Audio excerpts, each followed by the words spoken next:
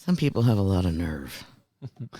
I ask for so much, and you're so generous to give me anything, so I appreciate it. Okay, we're going to rock and roll right now. Here we go. What up, Mike? Toronto. VK on the beat. Check. I'm in Toronto where you wanna get the city love. I'm from Toronto where you wanna get the city love. I'm in Toronto like we wanna get the city love. My city love me back for my city love. Welcome to episode 1775 of Toronto Mic'd, proudly brought to you by Great Lakes Brewery, a fiercely independent craft brewery who believes in supporting communities, good times, and brewing amazing beer. Order online for free local home delivery in the GTA. Palma Pasta. Enjoy the taste of fresh, homemade Italian pasta and entrees from Palma Pasta in Mississauga and Oakville. Blue Sky Agency, the official distributor of Silen's quiet, comfortable, and customizable office pods. Create sanctuary within your workspace. Nick Ainis, the host of Building Toronto's Skyline and Building Success, two podcasts you ought to listen to.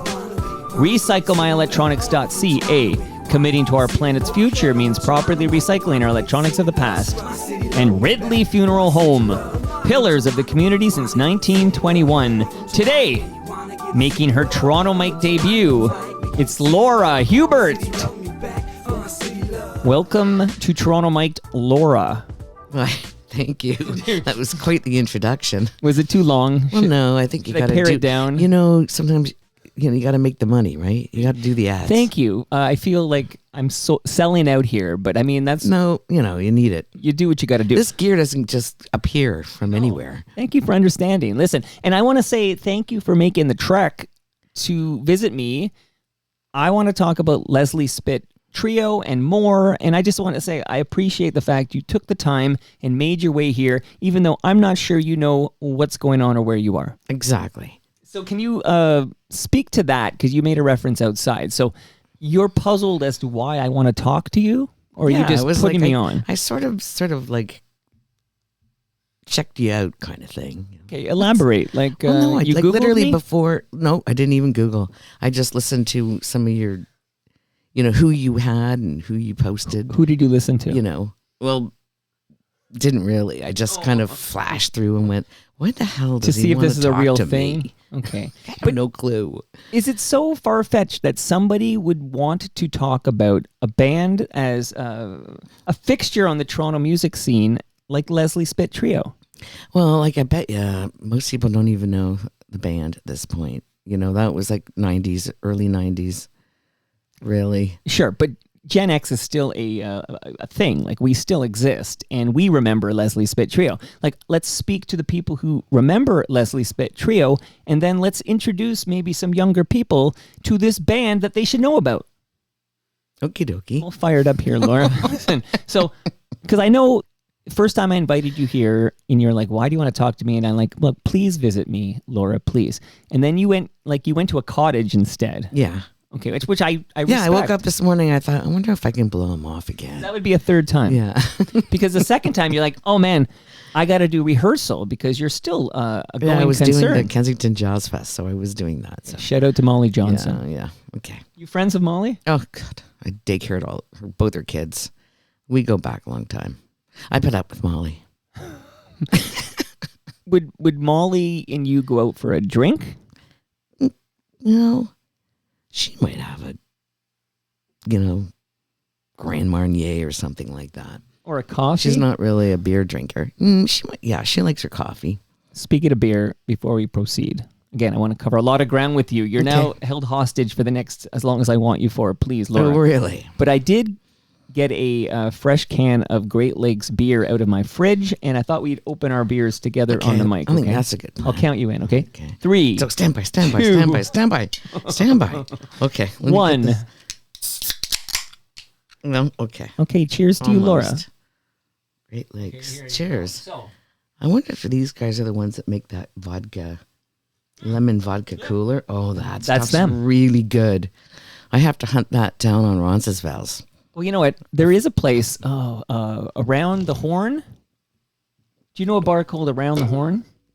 I've heard of it. It's in Ronsi's, and they serve up. I don't know. I think they definitely serve up Great Lakes beer because the owner has been over here to be on the Great Lakes Brewery podcast. No, I walk up around, seeing it ain't too far from Queen Street, and then it's on the right hand side, and they do have like a little bar-y thing, and they have some coolers in the back. Yeah. And this is a beautiful yellow tin. My friend Charlie hooked me up with that, sitting on her porch a couple of weeks ago, and I'm like, wow, this is the best vodka lemon drink I've had in a long time. So when Troy Birch hears that, because I'm going to cut that out and send it to him, he's probably going to send over some of that for me to bike to you in Parkdale or whatever. Well, I think I can hook you up. Okay, that sounds good. I could share it with my friends. Share it with your friends. And just the hedge our bets here, I also have some fresh beer here that you can take home with you, Laura. So you're going to leave with some beer. Wow. You're drinking a beer. Getting some swag. Well, here, I'm going to do this off the top because we're going to rock and roll here. You're going to love this. I have a measuring tape courtesy of Ridley Funeral Home. That is for you, Laura. Okay. What will you be measuring with that Ridley Funeral Home measuring tape? Well, I got these curtains that I need to hem. Well, that's a very safe answer. A very safe answer. I also want to give you one more gift. Then we're going to get going. Okay. Do you like lasagna? Well, who doesn't love lasagna? That's what I always say. Who doesn't love lasagna? I'm an Italian. My grandmother was born in Italy. Okay, because Hubert is not Italian. No, that's my dad's name. Okay, so on your mom's side, you're of Italian. Yeah. Okay, so you're going to let me know if the Palma Pasta lasagna is the best lasagna that wasn't made by Nona. Got it? Okay. That's your. I'm going to send you home with a large lasagna from Palma Pasta. It's in my freezer right now. Wow. I might need a cab. You're going to need a bigger boat. I might have to get you some bags to carry all this swag with. So your tires are going to be pumped. You're like, why does anyone want to talk to me? You have no idea how highly anticipated this episode is. I'm going to start reading some notes and we're going to walk through your life and times. This is your life, Laura. You ready? Okay, carry on. And stop me if it's too much. If it's too much gushing, please stop me. But Bob Wagner writes in, I'm going to quote these people. Oh, Bob. Do you know Bob? Yes. He writes, "My God, she's wonderful." Should I stop there? Because there's more. Okay, this is wild. I need some explanation. He says, "There was a giant photo of her in the last place I lived in Toronto." So what is that, like a shrine? No, that was a photographer that took a bunch of black and white photos of a bunch of us girls that live in Parkdale. And it just happened to be that they were up where he was renting a room. Can I ask about these girls in Parkdale? Anybody else I might know that's part of this? Well, one of them was Charlie, the one that turned me on to the vodka drink. So okay, well, I like Charlie already. Okay. Yeah. Okay. There's a great documentary about characters in Parkdale that was made by a filmmaker named Kiri Papoots. Anyway, I'm just shouting out that doc. It was kind of interesting characters of Parkdale. I love Parkdale. I was born at St. Joe's. Okay, I'm at St. Mike's. So I'm downtown. You're downtown. I'm Parkdale, but that's just the hospital where I was born. But I love hanging around Parkdale. So I think it's got a cool vibe still. This hood kind of reminds me of. I even see the Tibetans have moved this way. Yeah, there's Momo to be had. Absolutely. You want more tires being pumped here?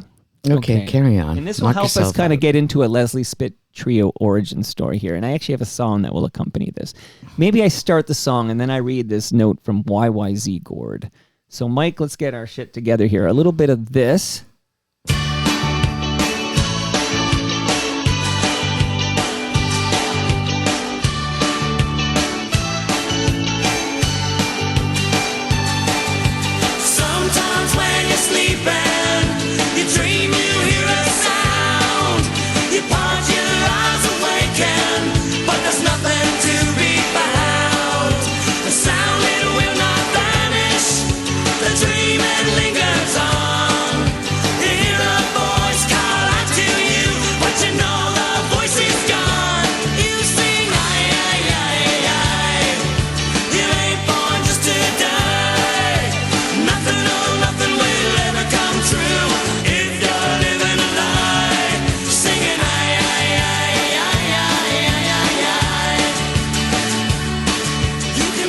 YYZ Gord writes in, I first became aware of Leslie Spit Trio watching Roadkill, where they randomly appeared playing in the middle of nowhere. I still love that version, so this is not that version, but still love that version of the sound, and I bought the soundtrack just for that song. So I'm going to use this as our jumping off point, because Laura, I want to hear from you. Please, can I get the origin story of Leslie Spit Trio, and like who were you when the band was formed, and then we can work our way towards how you end up in Roadkill.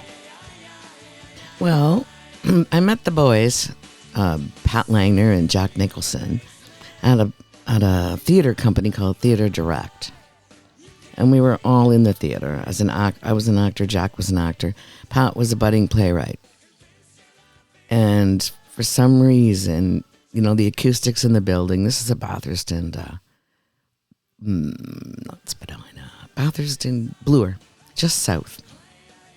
And we just started jamming, and our voices were like magical together for some bizarre reason. So then we just got into writing.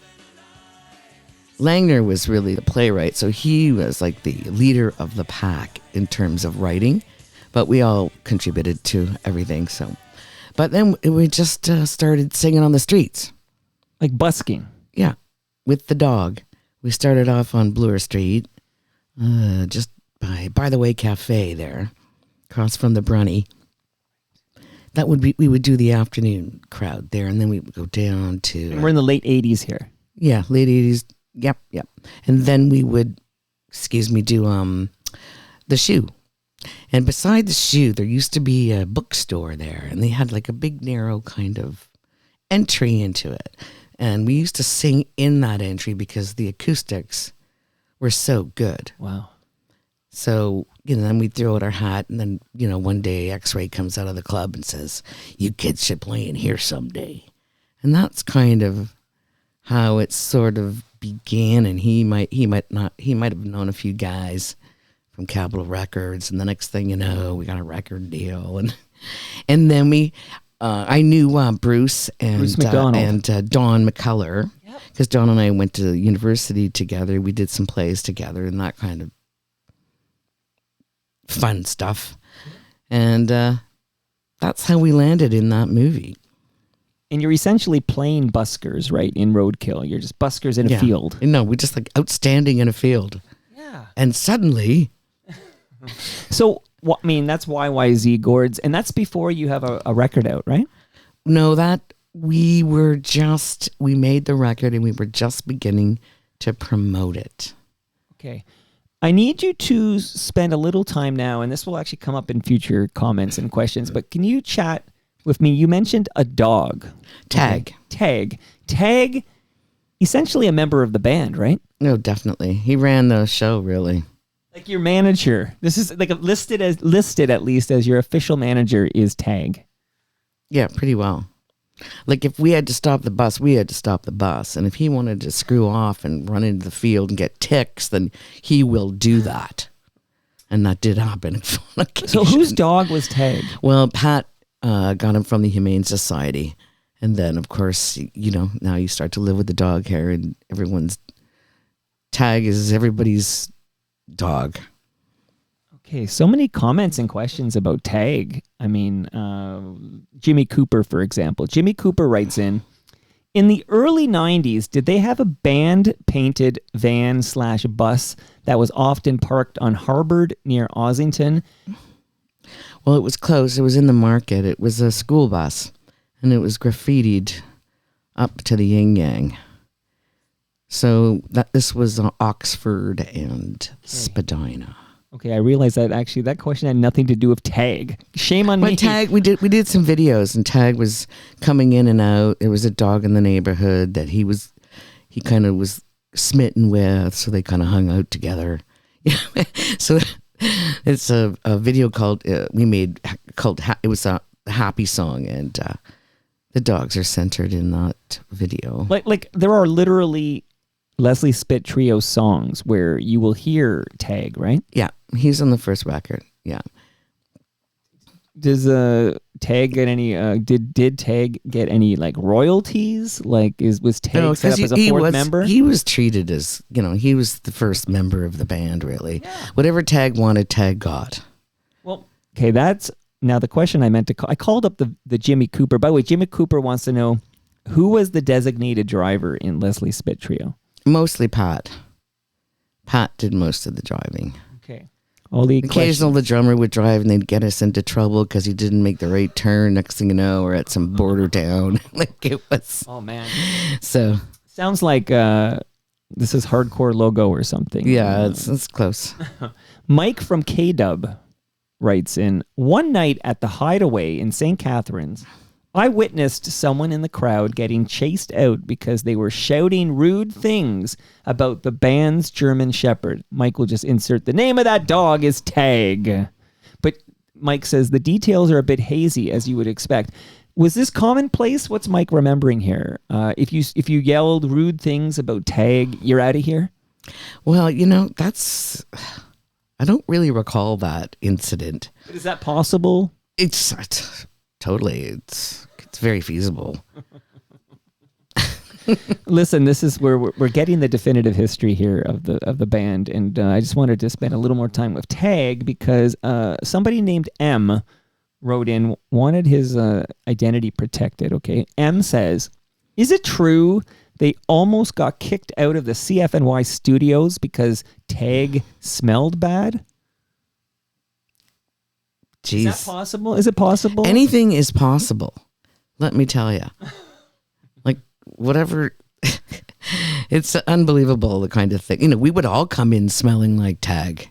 Yeah. We basically had hair all over our clothes. Like, it was, we all stunk, clearly. So, now that CFNY was brought up, do you have any memories of, who you would talk to at CFNY or anything you would have done in cooperation with CFNY as they were the first they were the first radio station that sort of played us and welcomed them into their studio, but I don't really recall any big drama.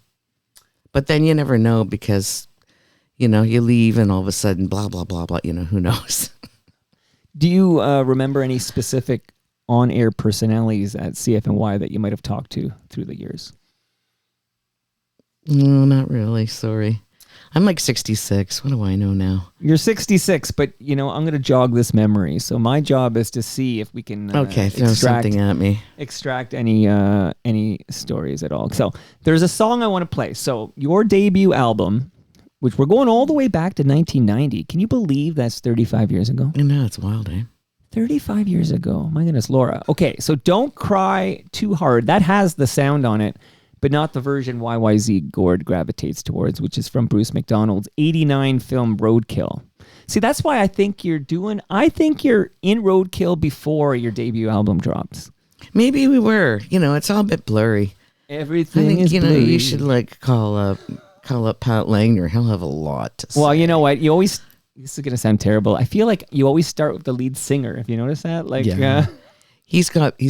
he wrote a lot of stories about he would be the guy to talk to if you ever want to. He's out in Alberta. He's in Edmonton. Oh, I'll zoom him in. You can zoom him in. He'd probably love it. He'd be talking. You get so much out of him. So here's what we're going to do because, by the way, I'm going to share with you what prompted this whole, when I reached out to you.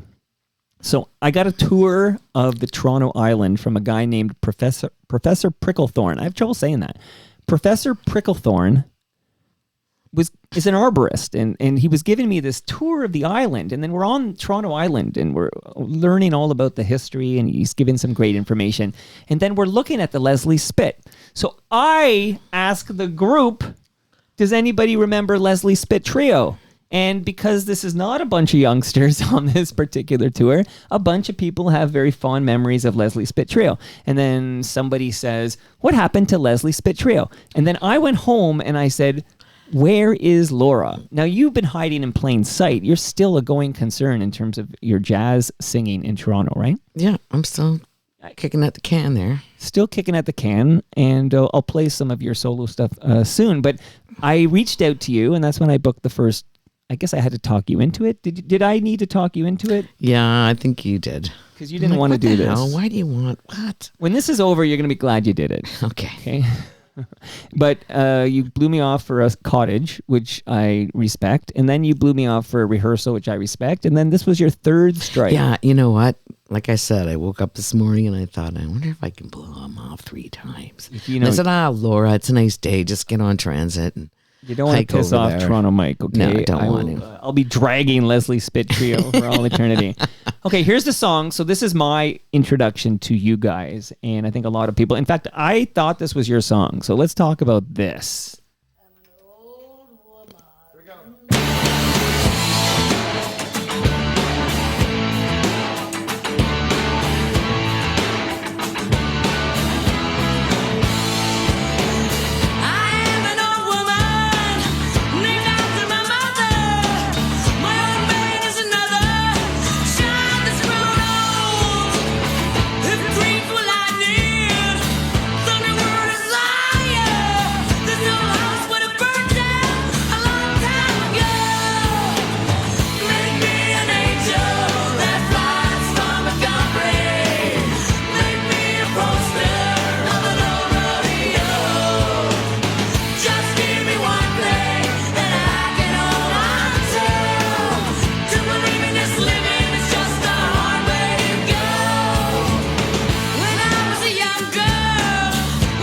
My first question is, what's going through your mind as you listen to this song in the headphones? I can't sing in that key anymore. I still sing the song, but it's, it's not in that key. And I don't scream it. It's more of a storytelling, jazzy, voicey thingy. Yeah. What caused you to cover John Prine's Angel from Montgomery? Okay, I had this buddy that I met up at Popper's back in the old days. There's a bar on Bloor Street. And he said, this was even before I met the boys.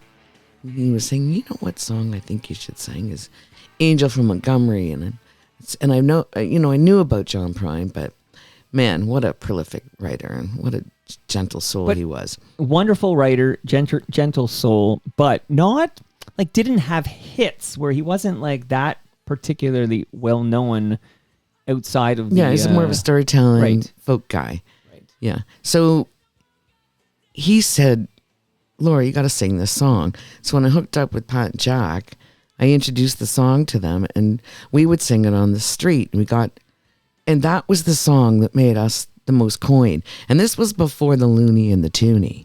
But then as we were playing, the Looney came out and then eventually the Toonie. And we, tripled our guitar case. And God's coin. gift to buskers. Oh, yeah. It was amazing. We needed a $5 coin. Yeah, I know. Because people were just pulling out coins, right? And that song we would play 6-7 times a night just because it was the hit. People would stop and hear that. Everybody loved it. So we would, we'd wait. People would listen. They'd throw their coin in. They'd go off to the Cameron or wherever the hell they were going. And then we would sing it again for the next crowd. That's funny. I know. It was a moneymaker. And people, I'm going to guess because stupid Mike thought it was a Leslie Spit Trio song. I didn't know it was a John Prine song. Well, Bonnie Raitt covered it as well.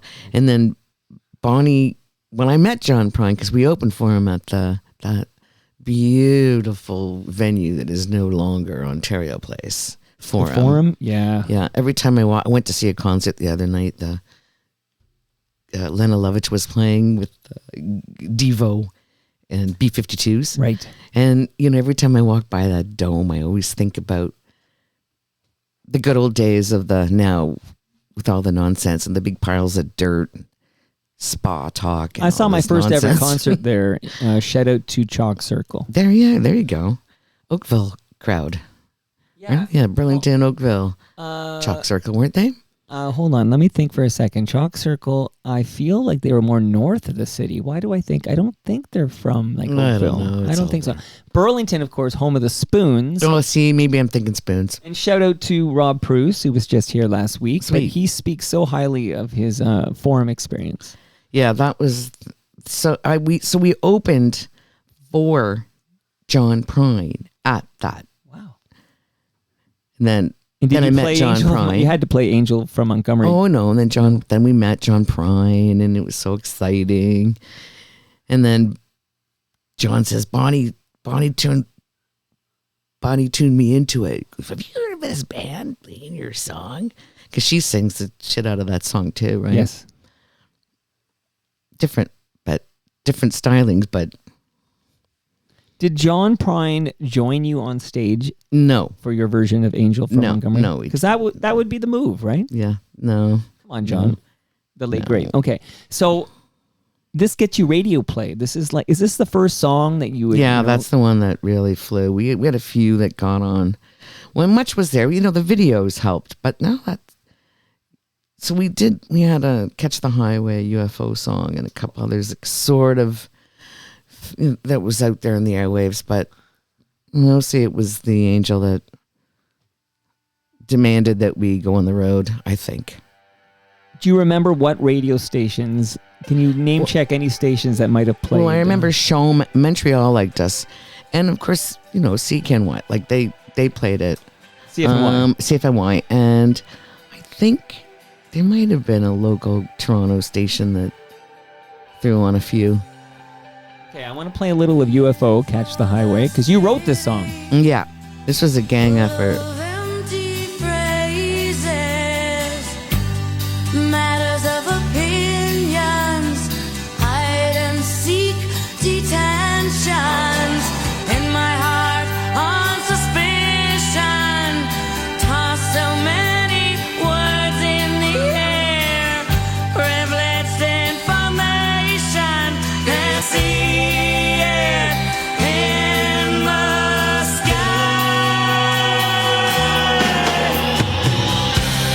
Catch the highway, gonna search for UFOs. In the colored lights shining on black roads. Hey, Mr. Spaceman, are you looking for a dream? Take me away. Take me away.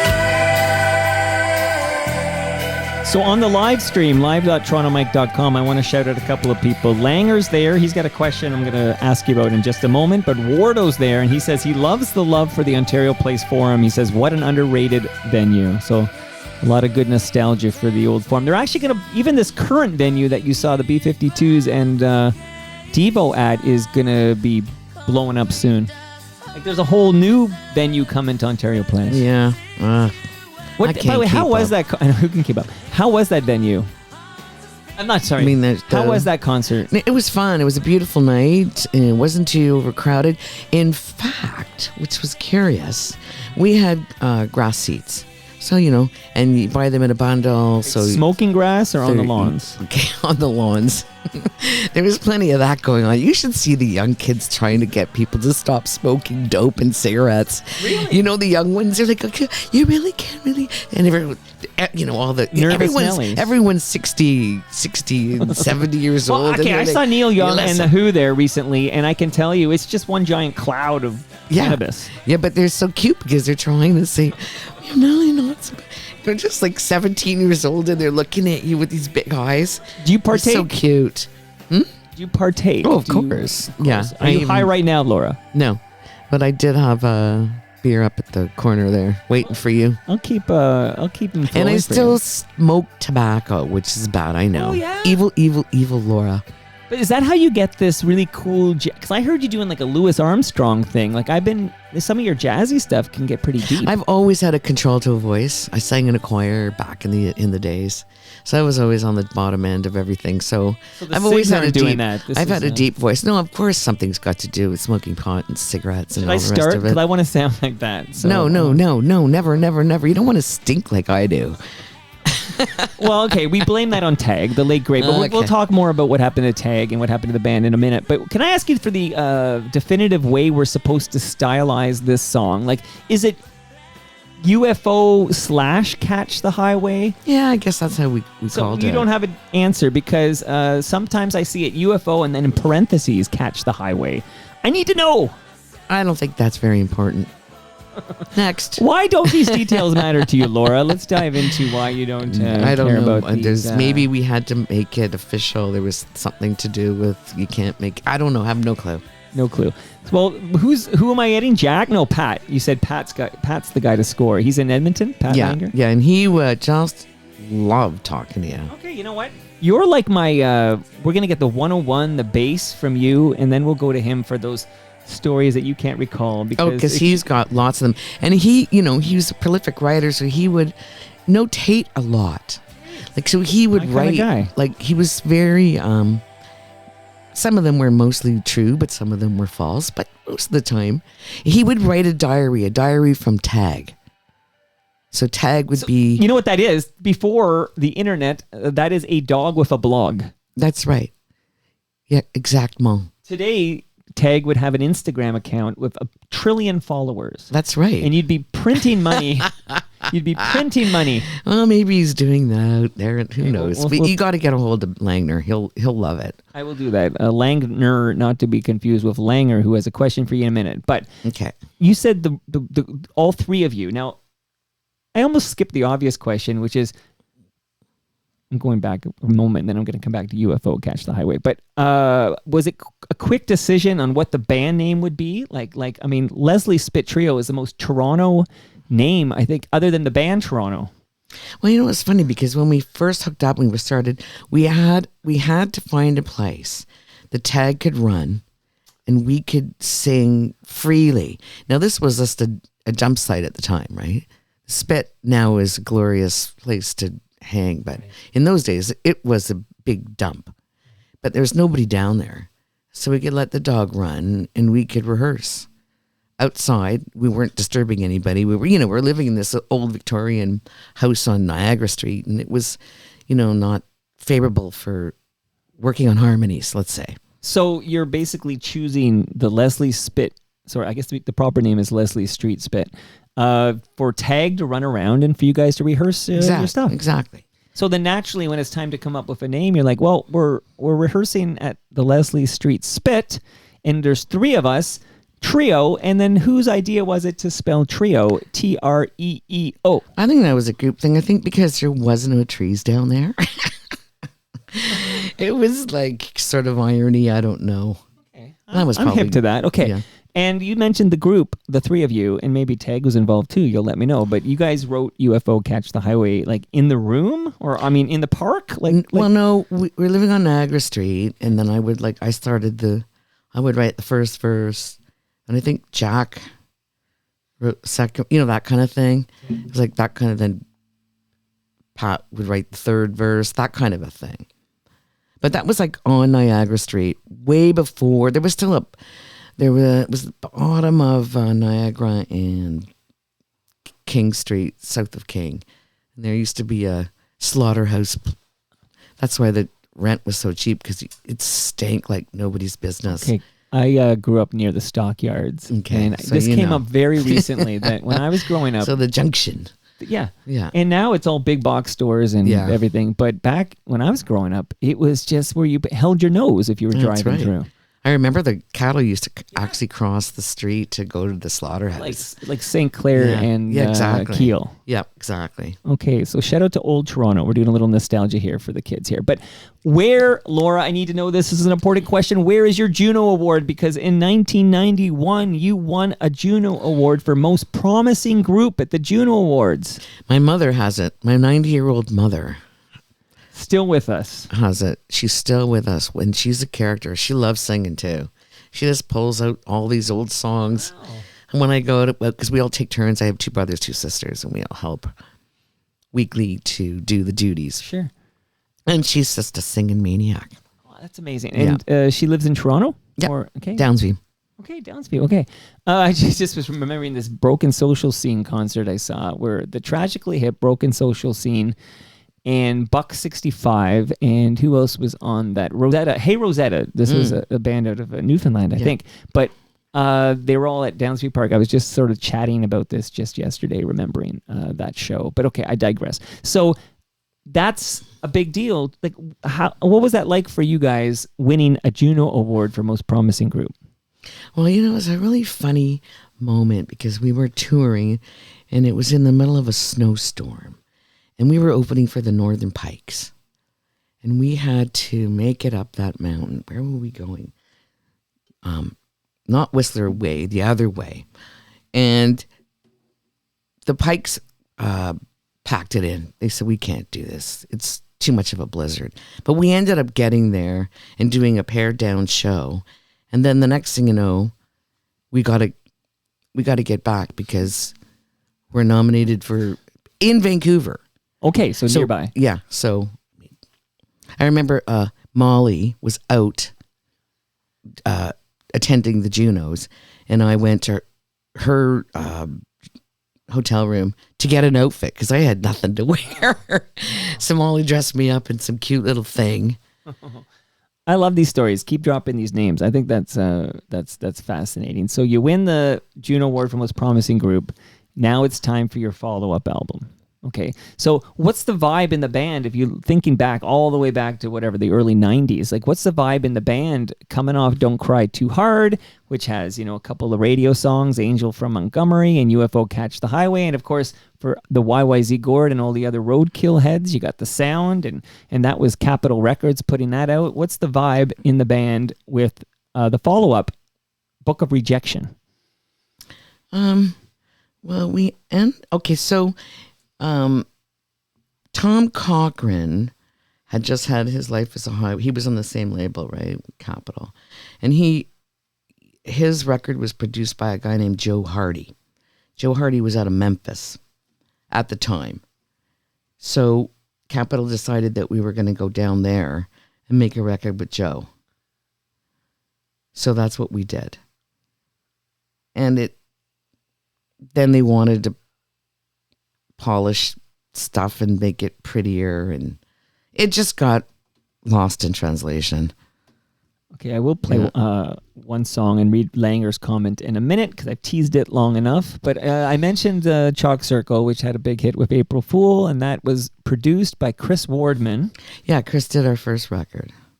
Chris does all the records. Yeah, he's a good boy. He lives out in BC now, living the life of O'Reilly. I think he's on the island. Right? Yeah, he is. Jeez, I know I connected with him, and it was like, I think it was dial-up modem. I'm not sure, but he was in Blue Peter.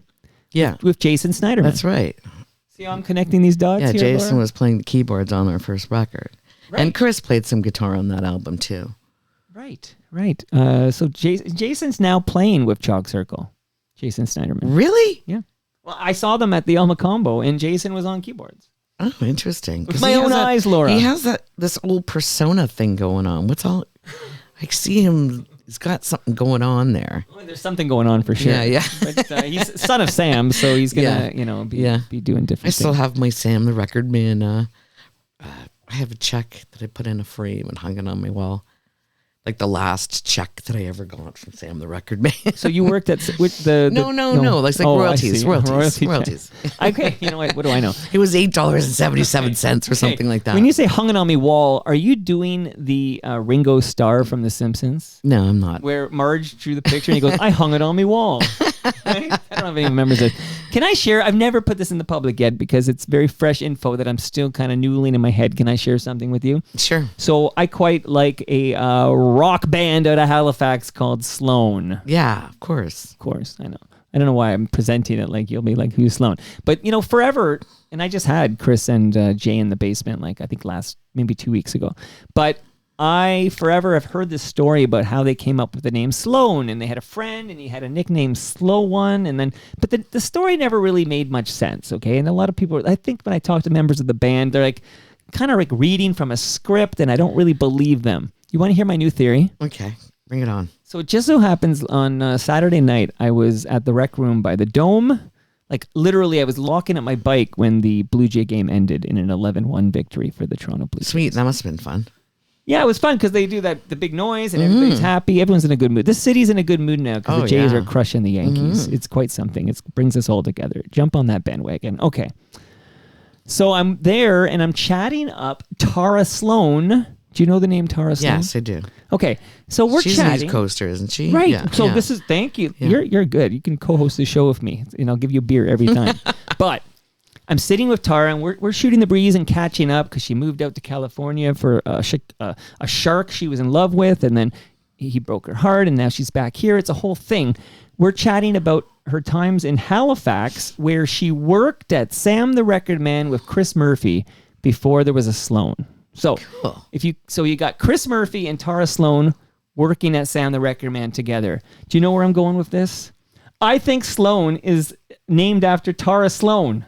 Okay, I'm in. Yeah. Why not? But I've never shared this in public. This is Maybe you'll win something. Well, what might I win is what I want to know. But so I'm still, I have to, talk to the guys from Sloan about this. I don't want them to punch me in the face. They seem like lovely people. They wouldn't do that.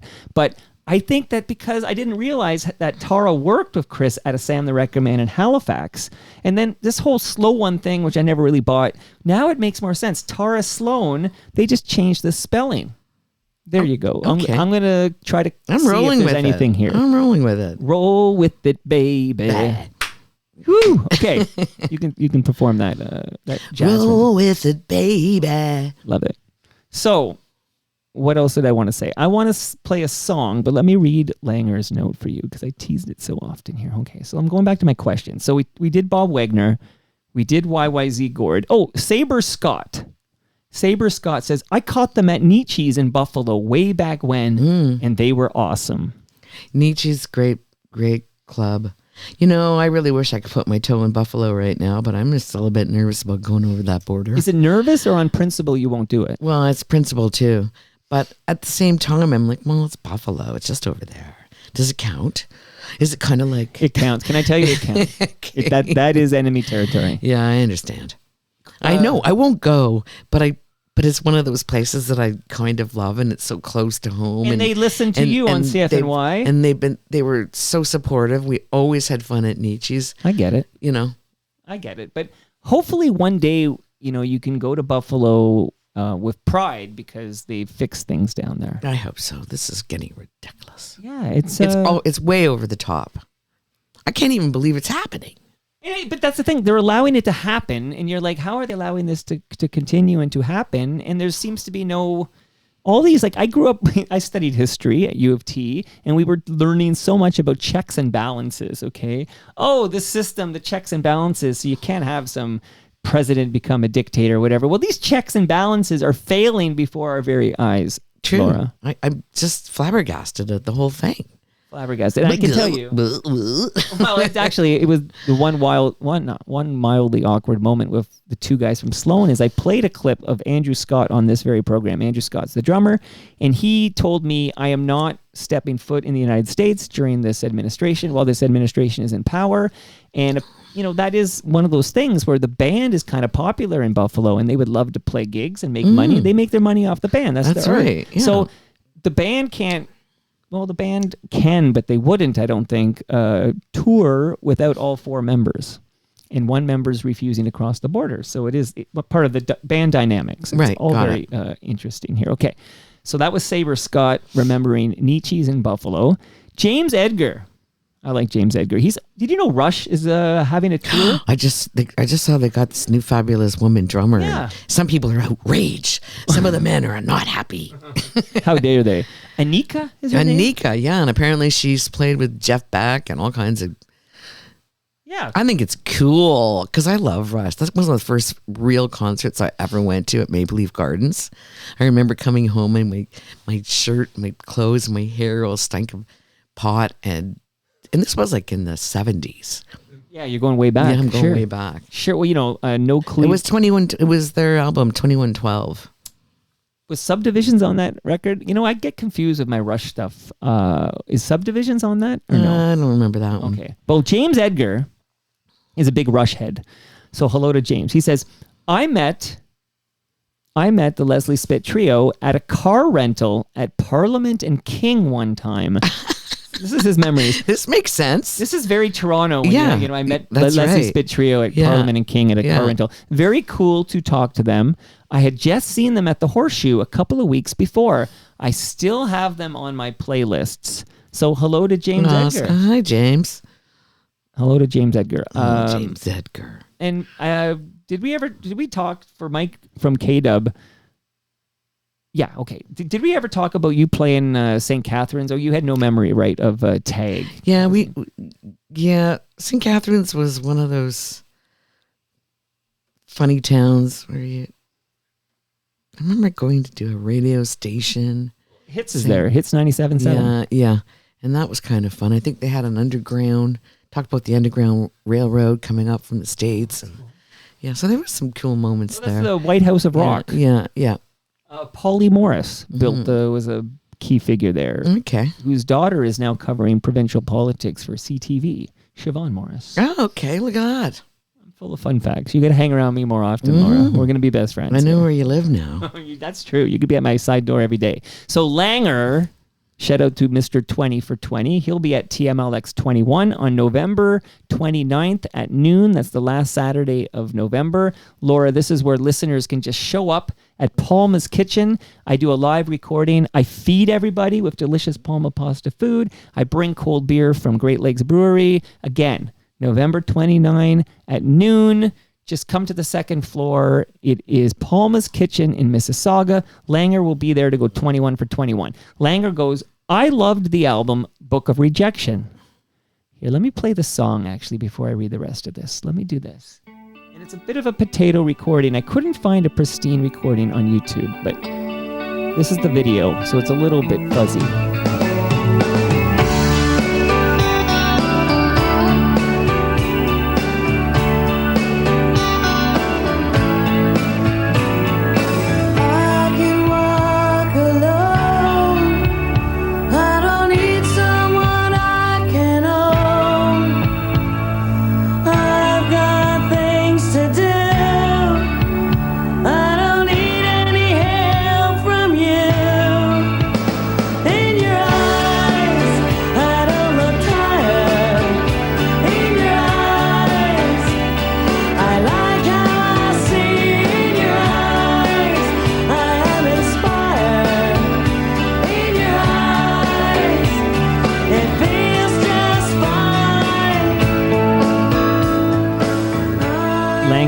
In Your Eyes is a masterpiece. Get that on a t-shirt. Sweet. Another great song from that album is She's a Slut, which I was listening to earlier today.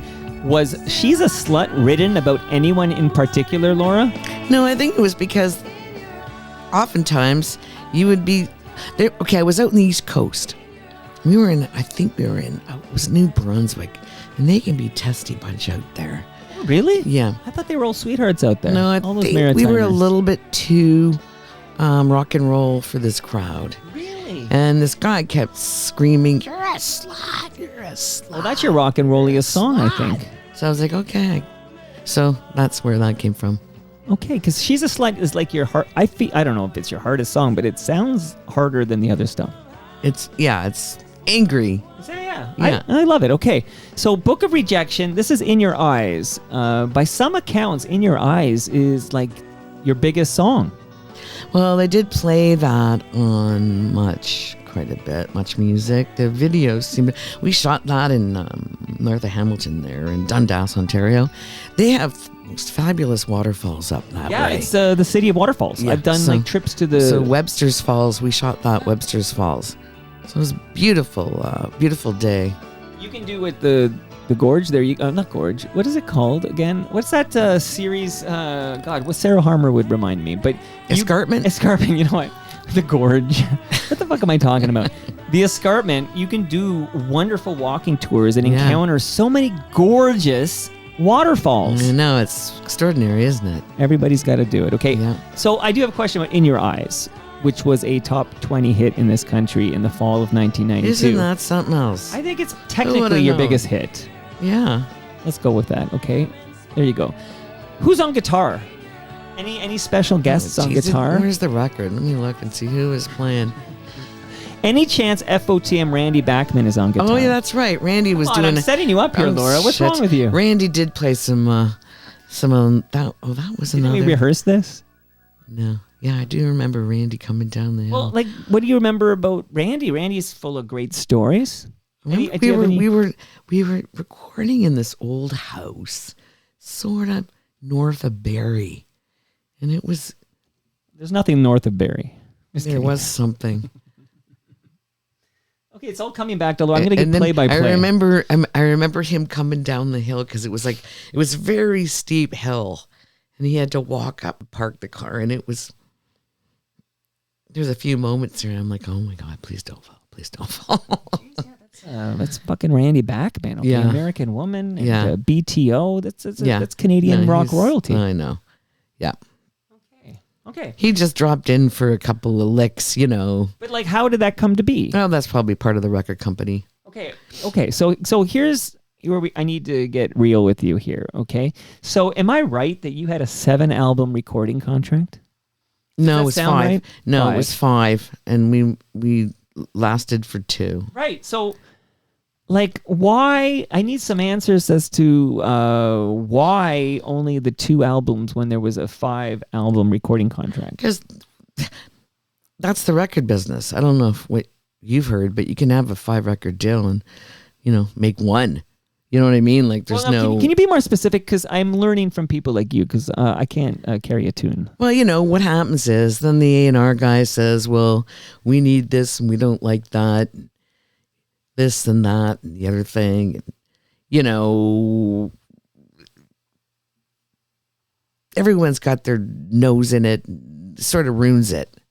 Like you lose creative control. Yeah, and then we don't like that, and we like this. And they wanted to make me the focus, and I didn't want to be the focus. And, it was a 3-part harmony thing, and now it's becoming, they would say, look, we don't even want the band, we just want you. And I'm like, well, no, I'm not going to be doing that.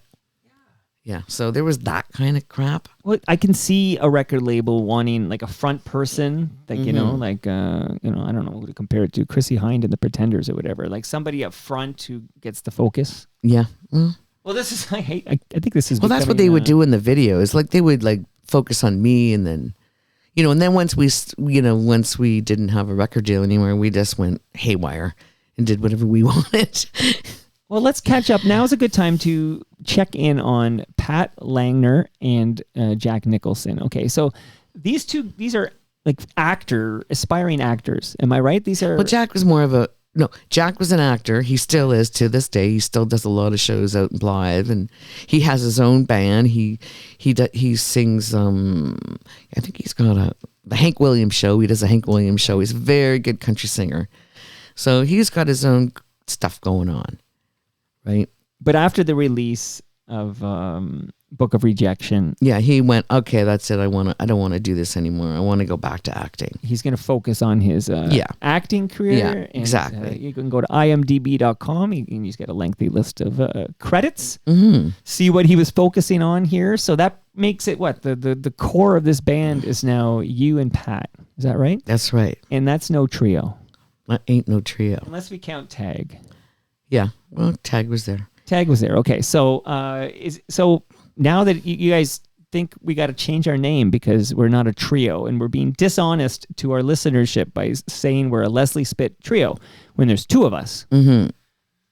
That's like when Martha and the Muffins, Mark Gain told me in this very basement, he was tired of being a muffin, and they decided they'd be M&M. Okay. But nobody wants M&M. They want the brand that they know and love. Yeah, that's true. Yeah, yeah. So the Spits were born. Yeah, enjoy that. You know what? Let's pause here, drink some beer, and let me shout out a couple of partners, and then we'll talk about the demise of the band and what happens next. And we'll I got a question for you about chocolate chip cookies. By the way, I want to just go on the record and say, give me like a tall glass of milk and chocolate chip cookies, and I'm a very happy man. That might be one of my favorite treats. I think that's very civilized. Chocolate chip cookies for the win here. So let me play. This is something that Rob Bruce, who has already been mentioned, Burlington's own, he put this together. Building Toronto's skyline. It's a podcast and book from Nick Iene, sponsored by Fusion Corp Construction Management. So Nick Iones, he's got a great podcast called Building Toronto Skyline. And that's where I find out that the condominium market in this city is frozen. He's always giving updates and talking to people in the know and everything, and it's completely frozen. The big news that I was sharing on TorontoMike.com this morning is that the Cloverdale Mall, which has been earmarked to be demolished for a condominium development for years, people have been moving out and getting ready because, okay, Cloverdale Mall is going to be shout out to Ridley Funeral Home. I think they were calling it the Clove. And it was announced this past weekend that they are not moving forward with the condominium market because they sold like less than 10% of those units. And it's all over the city. Yeah, I know. All these, so what's happening here in 2025, and you know this, Laura, because you're in Toronto, is all these condo developments we've been hearing about and that have been proposed, they're all paused or being canceled. Yeah. Good. That's enough of that. So long live the Cloverdale Mall is what you're telling me. Well, let me tell you, they used to have I used to go there like when they had the flea markets in there. Didn't they have one of the best flea markets on a Sunday? They had it outside, inside. Well, I'm pretty sure it was out this way. You got a couple years on me. I talked to Bill Brio once on this very program about the outside Cloverdale Mall. Yeah. And then they made it all inside. Like there was outside and then now there was open inside. Air and now it's inside. Right, But, okay. But they do have a great music store in there called Sunrise. And the guy who manages that is a beloved FOTM. So hello to Robert Lawson. You can see him Robert Lawson. Shout him out. Sunrise. I want you can do a a signing session for Leslie Spit Trio at the Sunrise. If they even have a copy. Oh my goodness. By the way, who owns these masters? We do. One thing we did not let go of was our master, like our all our like songwriting is we kept. So tell me, I'm looking in your eyes, Laura, your beautiful eyes. Why was it so hard for me to find a decent version of In Your Eyes on YouTube, for example? I don't know. Don't ask me. Well, you own the masters. The buck stops here. Oh, I guess. Like who is that? Do I need to talk to Pat about this? Well, he's probably got all that. Okay. He probably, when he took off to Alberta, he might have packed a big giant suitcase full of it. And he went to Alberta because it was, less expensive to live there? Oh, well, then he meets a girl. Oh, that's always trouble. Then they have kids. Then they get married. Then they got to go and be responsible. Well, my wife's brother bought a big home. He's got a few kids, and he bought a big home for like $320,000. And I don't think I could build a garage here for $320,000. No, you can't. So I can understand maybe why now families, maybe now because they're not no condo developments. So it's all garage development now. But so shout out to Nick Iones. And then I want to let you know, Laura, recyclemyelectronics.ca is where you go if you have old electronics, old cables, old devices. You don't throw that in the garbage because then those chemicals end up in our landfill. Oh, yeah. Don't do that. Don't do that. Go to recyclemyelectronics.ca and find out where to drop it off to be properly recycled. And that's good for Mother Earth. It's good for everybody. Oh, yeah. And the latest sponsor, I just want to shout out Blue Sky Agency. They forged partnerships with established office furniture brands like Silent or Green Furniture Concept or Rouliard. Doug Mills is the man's name. He's eager to chat with any and all Toronto Mike listeners who are looking for dynamic and creative work environments. Write him now, Doug at blueskyagency.ca. Let him know you're an FOTM and engage him. Dynamic and creative work environments. Okay, so we have now a duo going by the name The Spits, right? Mm-hmm. And you put out Hell's Kitchen independently. That's right. I'm getting all my facts right here. But nobody wants anything from the Spits. They're like, give me some Leslie Spit Trio. So you got to go back to the original name. Do I have any of that right? I'm not sure. I don't think we ever called ourselves the Spit Trio again. No? No. Okay. I think it ended up being just... Oh, you know what? I think what happened was you chocolate. re-released Hell's Kitchen as a Leslie Spit Trio. Okay, maybe. I think that's what you did here. Okay, so we're going to talk chocolate chip cookies right now. We got to shout out Dance Me Outside, though, because you were so So good. When you were in the first film, you had to return, and McDonald got you in the next film. So you were in Roadkill, and now you are in the new movie, right? Yeah. Okay, getting all this right here. Okay. 1996, chocolate chip cookies. Okay. Can you tell us a little bit about, I don't know if this is a time for Lorne Honickman to enter the fray because of legal troubles, but your packaging for chocolate chip cookies resembled Chips Ahoy, right? Yeah, well, what was the thing? Okay, so my brother has the cancer. So I made him all these cookies. So that's why it became, made with TLC and THC. That's kind of... Anyway, and then they got all mad and this and that. And you see all these things. Every kind of advertising has been usurped and mutated now. But in those days, they were very litigious. Nabisco. They didn't like the fact that your packaging looked like a Chips Ahoy packaging. Yeah, it was just with the little red triangle thing. It was hardly Come on, Nabisco. They got their brawn and all. You know why they wouldn't do it today? Because we'd all rise up on social media and shame Nabisco, and they wouldn't even try. Well, anyways. So what did you do when you got this threatened lawsuit? Then we had to cease and desist, and then we had a little fire burning ceremony in Hyde Park. like literally, you burned all the packaging in a bonfire in Hyde Park. Yeah. Okay, that's very cool. There's your proof. And then you have to put it out in a regular old boring jewel case. Yeah, exactly. Okay. And this is the last Leslie Spit Treeo album, Chocolate Chip Cookies. Let me just go to a quick question here, and then we'll wrap this up and talk about the solo work here. But let me go back to my questions, Laura. Okay, so M wants to know, what is the real identity of the slimy agent who was lampooned on their CD Chocolate Chip Cookies? That's Let's hear it, Laura. No, they're just a general. That's a general slimy agent, Okay. perhaps. Somebody got to you. Yeah. M, by the way, says, I absolutely love this band, but then M is nice enough to add, keep doing what you do, Mike. So he loves Good. you. And he loves me. you. Good. I like this this is guy. fun. I like this person, Yeah. M, whoever M may be. M is- Yay, M. Yay to M here. Okay. So talk to me about Tag, if you don't mind. Like, when did we lose Tag? Do you remember? 2000 maybe? Yeah, so that's another answer for Langner. Okay, so... But he lasted quite a long time. We lived at the Cameron house. Yeah, he got a lot of tumors in his body. And he just, he didn't want to die. Dogs. I don't know if you're familiar, if you've ever had a dog, but they love you so much they don't want to die. So just hang around until his hips went. He's, big dog, mixed dog, hips went. He would just drag his ass about until finally it was time.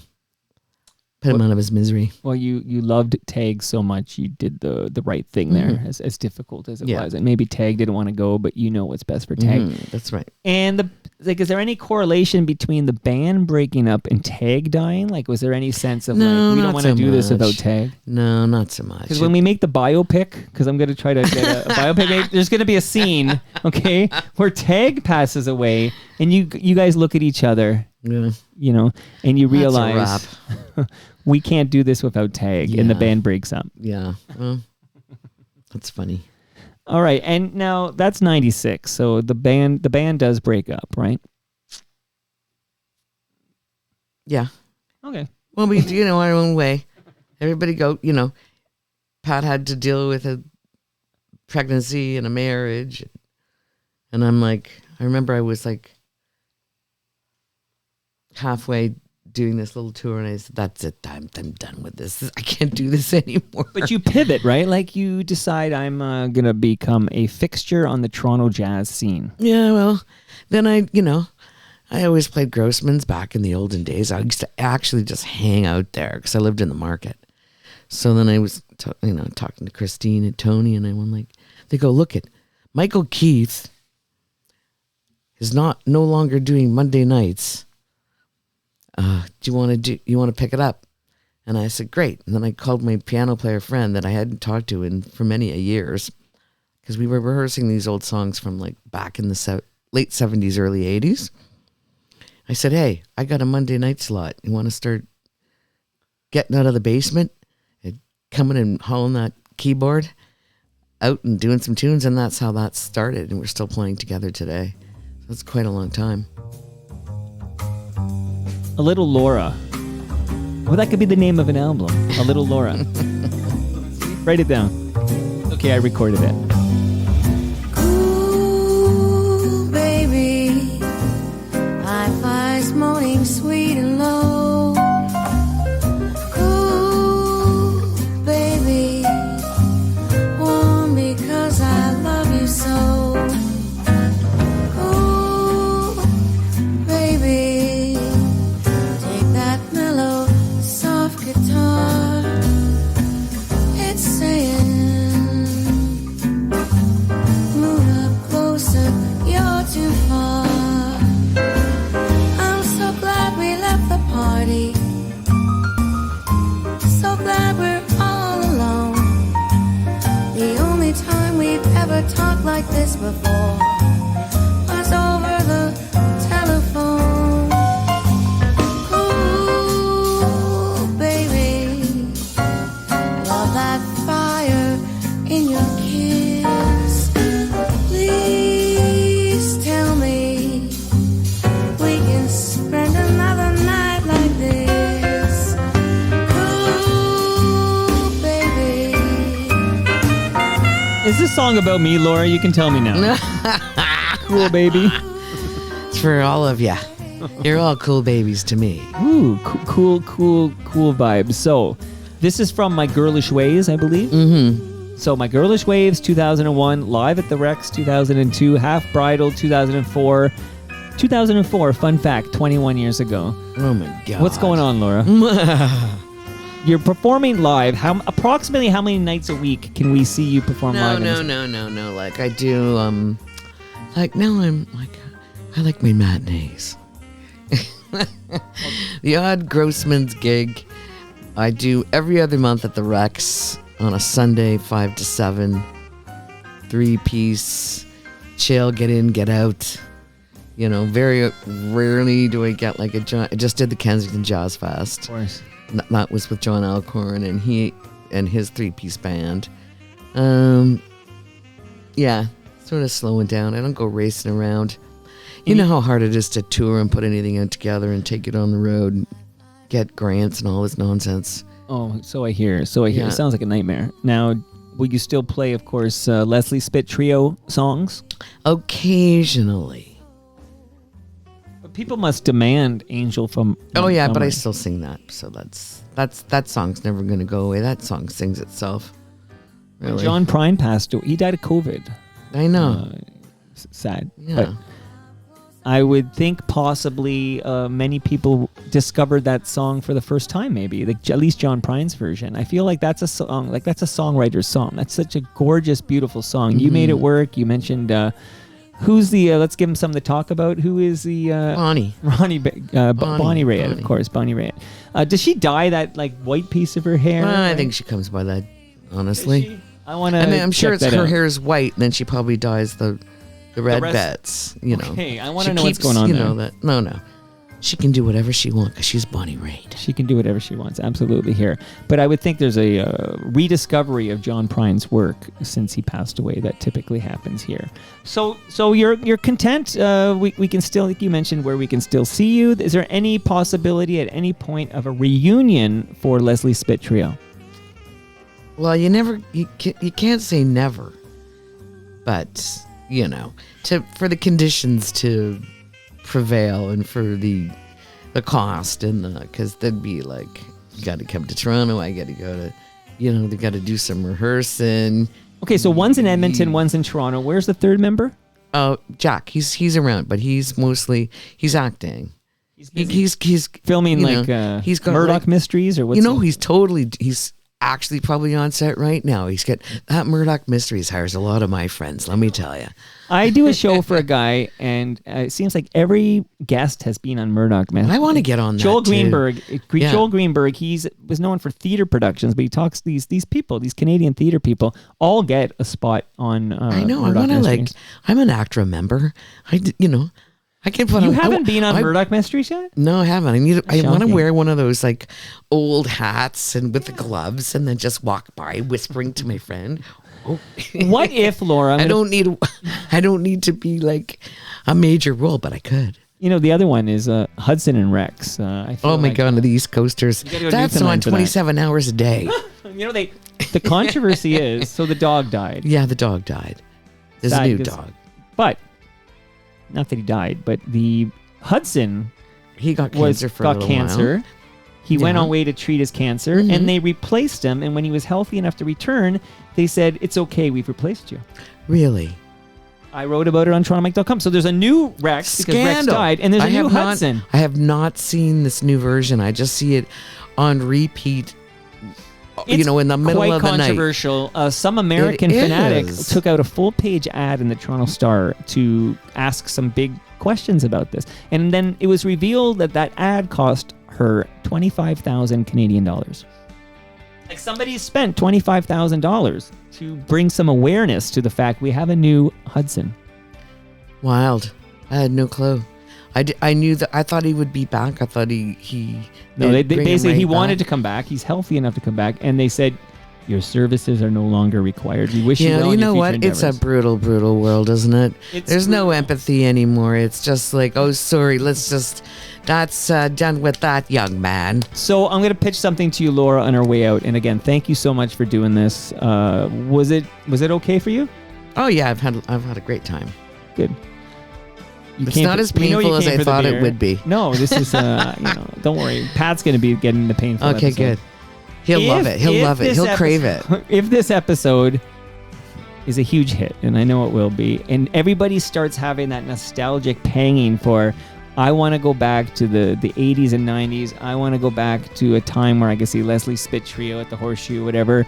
Maybe it's a one-off. We got to get some guy in from Edmonton, of course, but we should have a Leslie Spit Treeo reunion at the Horseshoe Tavern. Okay, well, I'm not going to argue with that. You throw it together there, darling. All right, I'll talk to Elliot Lefko and see what we can do, okay? Elliot, he rocks. He put the, he's the guy for the job. I'm going to talk to Elliot. He could do it. And that brings us to the end of our 1,775th show. That's a round number, Laura. Thank you. 1775. Bring it on. Go to TorontoMike.com for all your Toronto Mike needs. And hey, go to Patreon.com/TorontoMike. Become a member now because I'm posting there and I want more members. How about it? Check it out. Much love to all who made this possible. That is Great Lakes Brewery. Laura's got her fresh craft beer. Yes, thank you. Palma Pasta. I have a lasagna for you. We got to figure out how you can carry it home. Nick Iones. He's back, baby. He's got a couple of great podcasts you should listen to. RecycleMyElectronics.ca.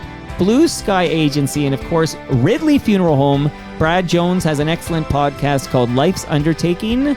Subscribe, enjoy.